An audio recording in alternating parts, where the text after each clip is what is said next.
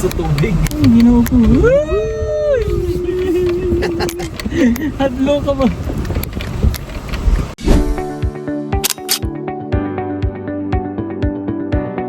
Bye! Yung ginagawa ni...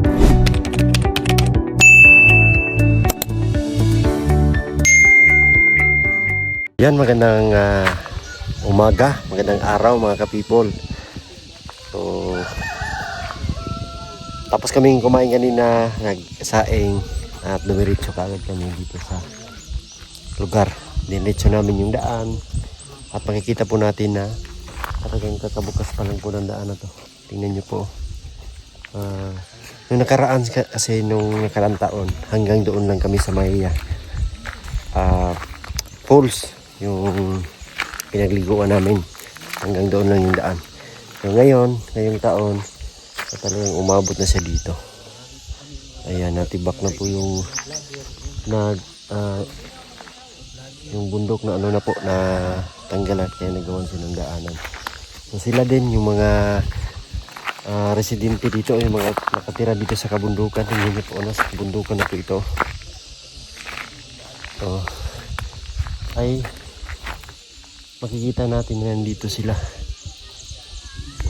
Ito parang luma na tong kubo na to, pero ito parang mga bago-bago pa. Yan, makikita natin. So dito no, ibang lugar na naman to, pero parte po ito ng Agusan. Parte ng Agusan dito sa mga kabundukan po mga kababayan. Ayan, i-share natin yung lugar nila dito habang sila sir po doon ay nagbahagi ng tulong. Ayan, share natin. Tingnan nyo po mga kababayan. Dati-rati po, kung naalala nyo, kaming tatlo lang ni Mang Eli po ang talagang pumapasok sa mga ganitong lugar. Ngayon, marami-rami na kami. Dito kasama na namin si Istong, si brother dito.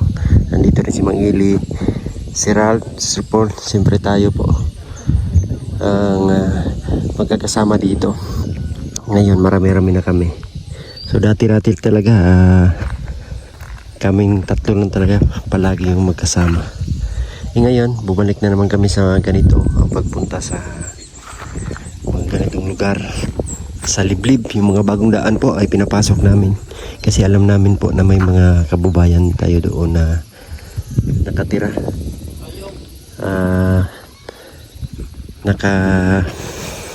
Tawag nito, yung mga kapatid natin na katutubo ay nandito sa liblib na lugar, nasa ganito. Hindi nga kami nagkakamali, meron nga. Ayan, grabe yung mga bahay po nila. Tingnan nyo po, makikita natin na matagal na yung bahay na yan. Kasi sa tsura niya, luma na po, tagpi-tagpi ng ano. Tingnan niyo po.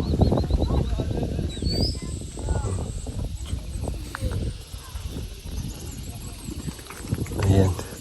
So yung ginagawa po namin ay talagang sinisisid or binabaybay namin yung mga bagong daan para makita namin tong ganito, matiran sila ng tulong. At yung purpose din namin, makahanap kami ng mga kabataan na willing mag-aral. So yun din po yung ang purpose ng team, para kasi kung ganun mga kababayan ay forever na tulong po yun. Hindi siya panandalian, kundi pang forever na maipasa niya sa kanyang mga kapatid, kamag-anak at mga katribo. So yun po yung ginagawa namin pag makapagtapos ng pag-aaral ng bata. So siyempre siya na yung makatulong sa kanyang mga katribo. Pwede siyang magturo ng pagsusulat, pagbabasa, saka siyempre pinansyal para sa kanyang pamilya. Ayan. Meron silang mga mais na bilado, binibilad na mais. So, pag ganito po ay inisa-isa ni Sir Paul na bigyan ng tulong para talagang makatanggap sila lahat. Binabahay-bahay. Ayan, binabahay-bahay po ni Sir Paul. Tingnan niyo po, grabe talaga yung mga bahay. Ang liit ba? So dito, makikita natin na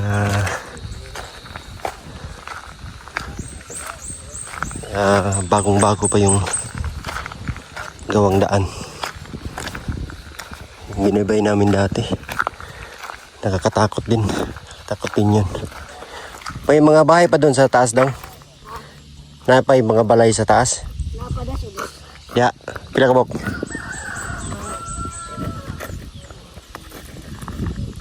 Pila? Marag tulo ra siya. Tulo? Oh, sige. May 3 pa daw doon. Wala na sa taas. Daghan pa dito sa taas, sir. Ah, marami pa sa taas? Oo. Maagig sa kinandong? Magi yan, sir. Okay. Marami pa daw sa taas. Ito may 3. Ano na daw, daanan na. Pero i-check pa rin natin. Kadelikado. Grabe. Ang lalim. May ilag sa baba. Grabe ang lalim dito. Wow. Kabundukan na talaga. Ito lah. Ang ganda niya tignan. Ano kayang mga kahoy yan? Parang uniform yung kanyang dahon.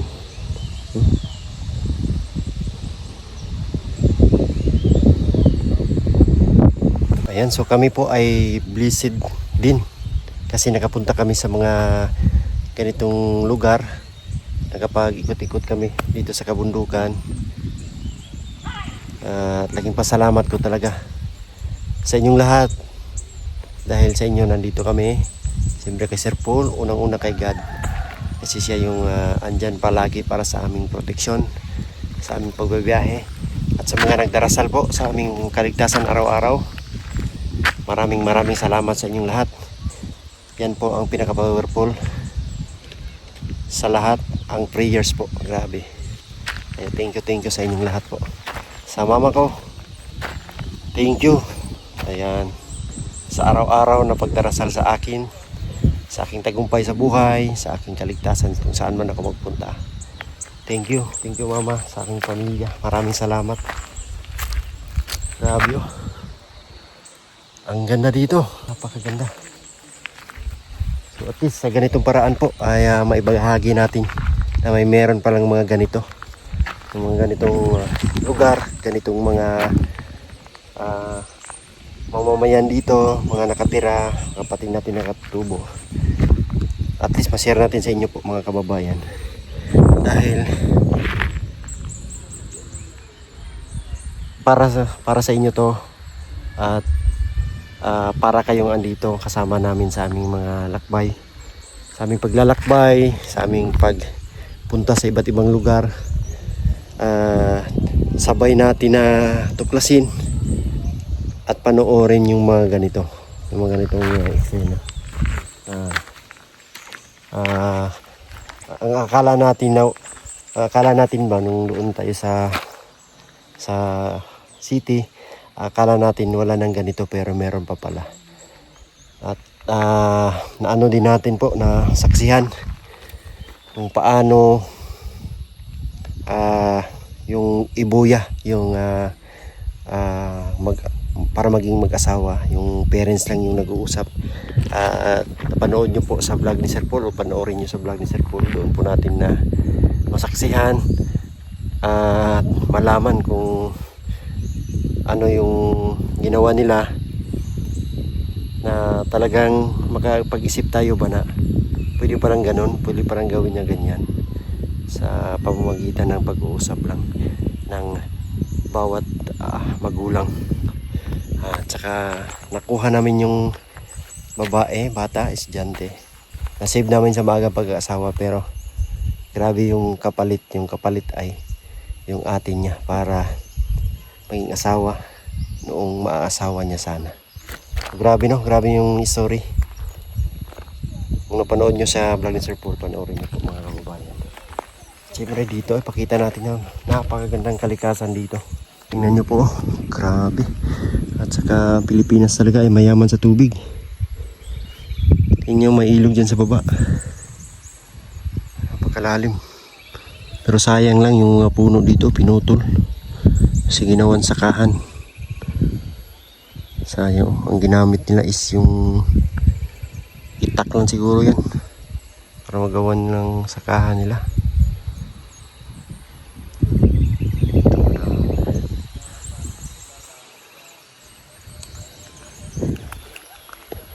Yung ano po kasi nito ay yung tawag yung daan nito tagos to ng bukid nun sana pag matapos. Ito yung tagos ng bukid nun. From Agusan ay gawin itong daan na to para itagos sa bukid nun. Yan po yung plano ni Tatay Diggs para itong sila mga kapatid natin na katubo, mayroon silang easy access at mabilis nila silang mapuntahan kasi may ganitong daanan.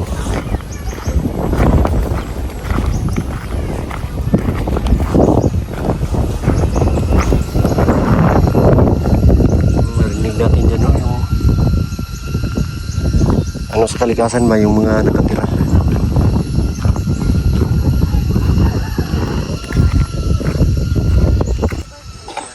Dugay na mo diri, Brad? Kakatoy na. Asa yung area diri? Anong pananim mo dyan?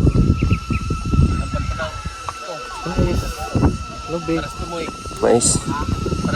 Ayan po, tapos na yung pamimigay namin dito. Tinatulong ni Sir Paul.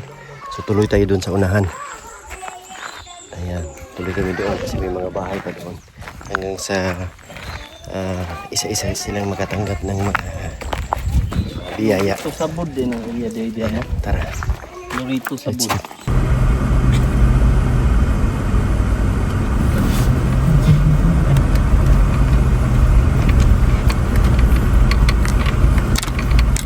So meron pa tayong pupuntahan doon. Ilang bahay pa daw. Hanggang kakabukas lang ng kalsada. Mahirap pa rin yung daan. Katakot lang yun.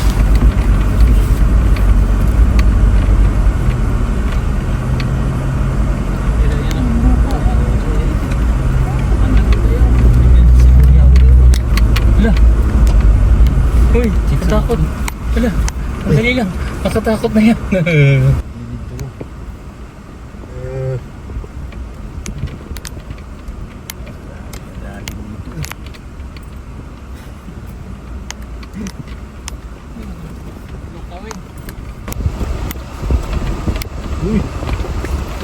Ay na ito pag may drone ba? Pagsak kasi doon sa tubig. Hindi na ako. Hadlo ka ba?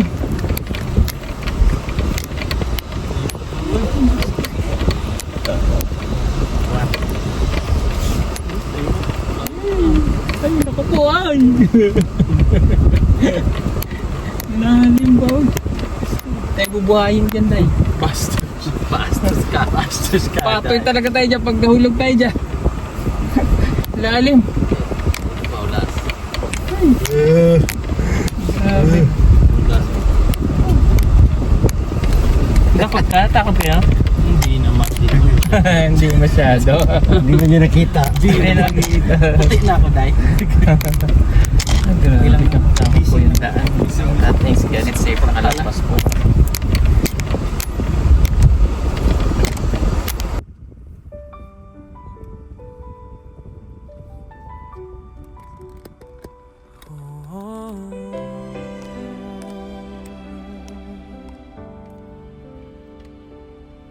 Si Peter Paul, simpleng tao lang. Puso'y busilak, mahalaga sa kanya ang magulang, ama sa anak, gabay at sandigan. Kahit pagod, ngiti di nawawala kailanman. Magulang na nasa dapit hapon na, kanyang sinusulit ang panahong sila'y kasama pa. Yun po, nandito na kami sa pinakadulo ng daan. Which is makikita natin dito mga kababayan ang mga bako na ginamit. Pero meron pang paakyat dyan. So, dito hanggang dito lang kami kasi sa tingin namin mahirap dyan sa paakyat na yan mga kababayan. Pupuntahan din namin yan pagdating ng panahon pag magawa na talaga ng daanan. Para kayang yung kayang pasukin ng sasakyan. So, puntahan namin yan. Balik namin dito soon. So grabe yung lugar dito. Napaka fresh pa dito sa lugar. Talagang ayan o, ginawa ng farm to market road. So, ito yung Agos papuntang Bukidnon. Kaya lang hindi pa siya tapos. Sana matapos to para isi-access na lang ba yung mga taga-Agusan. Dito na sila dadaan papuntang Bukidnon. Hindi na ikot kasi kung iikot, grabe, napakalayo. Grabe yung ano dito, binawasan para malagyan ng maayos na daan. So kung hindi po nagawa ng daanan dito, hindi kami makarating. Kasi hirap pag walang daan, wala ka talagang kung paglalakad po ay ilang oras o ilang araw bago makapunta rito. So ngayon daan na kahit ganito lang po muna, carry naman, kaya naman pasukin ng sasakyan. Kaya nakarating kami. O sila, makikita natin yung ngiti sa kanilang mga mukha kasi nakatanggap sila ng tulong.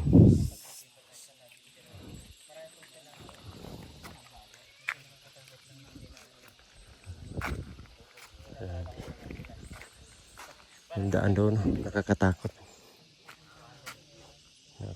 yung daan. Tantan, Bye-bye, Tan. bye-bye. Bumabalik naman ko rin mga sir. Ano mo ito? Salamat sir. Salamat, Tan. Salamatan. Okay. Thank you.